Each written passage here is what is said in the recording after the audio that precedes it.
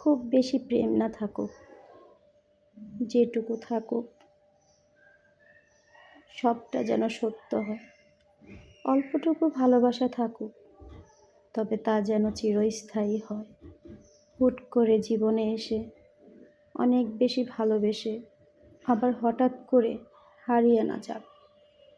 মানুষটা আসুক ধীরে কিংবা দেরিতে, তবে থেকে যাক শেষ অবধি পর্যন্ত। রোজ ভালোবাসুক আমায় একটু একটু করে। হ্যালো বন্ধুরা, আসসালামু আলাইকুম। আপনারা যে যেখান থেকে আমার ভিডিওটি দেখছেন আশা করি ভালো আছেন। আমিও খুব ভালো আছি। আমার ভিডিওটি কে কোথা থেকে দেখছেন অবশ্যই কমেন্ট করে জানাবেন। আমাদের মতো কারা কারা বিরিয়ানির লাভার অবশ্যই কমেন্ট করে জানাবেন।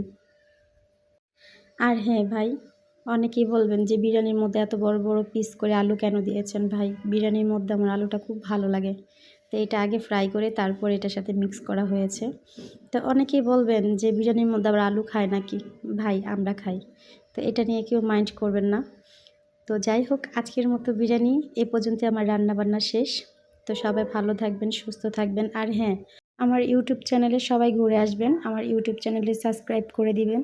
আর এটা করতে কিন্তু একদমই ভুলবেন না।